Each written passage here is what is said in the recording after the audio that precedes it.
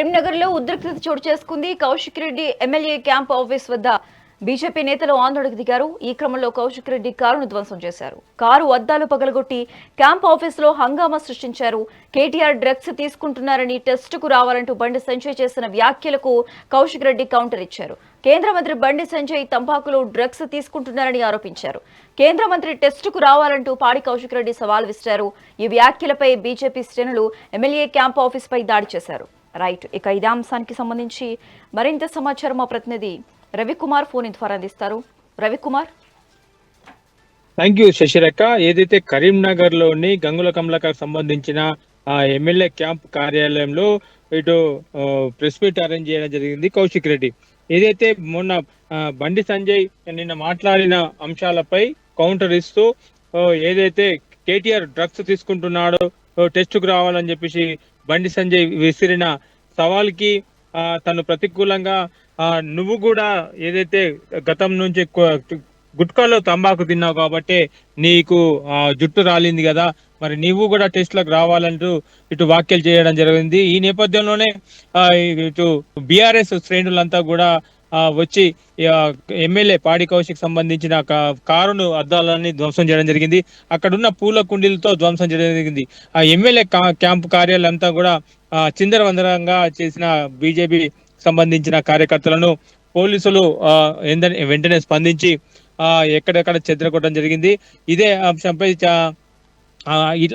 మేము అడిగిన అతను అడిగిన సమాధానానికి మేము కూడా అడిగాము కాబట్టి ఈ నడిబొడ్డున కరీంనగర్ లోనే గీతాభవన్ చౌరస్తా ఏదైతే తెలంగాణ చౌరస్తా ఉందో ఆ చౌరస్తాకి రండి, ఆ ఖర్చంతా నేనే భరిస్తా, మీరు రండి, కేటీఆర్ వస్తారు, మరి దానికి సిద్ధమే, అతనుకున్న నాలెడ్జ్ ఉండడం ఏ మాత్రం నాలెడ్జ్ ఉందని చెప్పేసి కూడా కొన్ని సవాళ్ళు విసరడం జరిగింది. నువ్వు ఏ సబ్జెక్ట్ తీసుకొని వస్తావో ఆ సబ్జెక్ట్ మీద చర్చించడానికి మేము సిద్ధంగా ఉన్నాము, కేటీఆర్ కూడా వస్తారు, మరి రండి అని చెప్పేసి కూడా ఈయన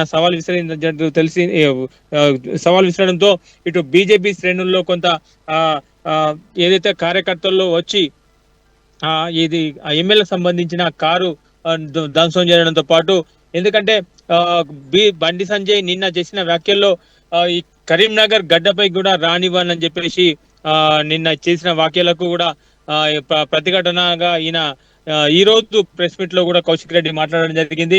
కరీంనగర్ గడ్డ కాదు, మేము ఎక్కడికైనా వస్తాం, కేసీఆరే కరీంనగర్ తెలంగాణ ముద్దు బిడ్డ, కరీంనగర్ ఏదైతే ఉందో తెలంగాణ తీసుకొచ్చిన మొదట రావడానికి కారణం కూడా కరీంనగర్ నుంచే మేము ఉద్యమం చేపట్టామని చెప్పేసి చెప్పడం జరిగింది. కేసీఆర్ కి సొంత ఊరైనా ఏదైతే కరీంనగరే కాబట్టి ఎవరు మమ్మల్ని అడ్డుకోలేరు, మేము ఎక్కడికైనా రాగలుగుతాం, కావాలంటే మీరు రండి, సవాల్ విసిరండి, నువ్వు ఒక్కసారి కూడా ఎమ్మెల్యే కాలే అని చెప్పేసి కూడా ఈయన వ్యాఖ్యలు చేయడంతో ఒక్కసారిగా ఇదంతా గందరగోళమైన పరిస్థితి ఏర్పడదని చెప్పి చెప్పుకోవచ్చు.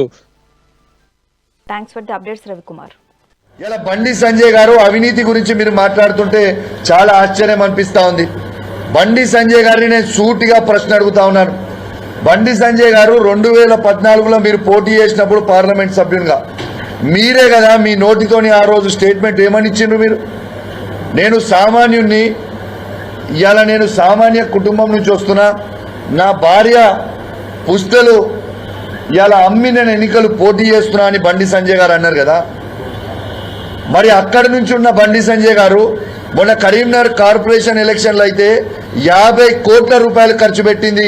మరి మీరు చేసింది ఇది ఎక్కడి నుంచి వచ్చిన ఈ 50 కోట్ల రూపాయలని మేము అడుగుతా ఉన్నాం. మరి మీరు అవినీతి చేసి సంపాదించిన డబ్బా, లేకపోతే మీకు రేవంత్ రెడ్డి పంపించిన డబ్బా?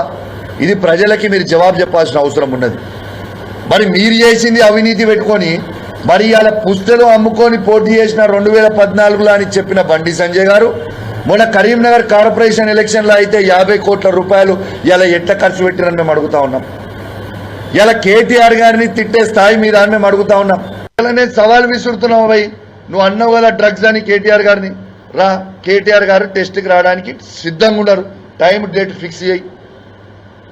ఇలా నువ్వు బండి సంజయ్ గారు, రేవంత్ రెడ్డి గారు, కేటీఆర్ గారు ముగ్గురు పోయి ఇలా డ్రగ్స్ టెస్ట్ ఇద్దాం దాండి.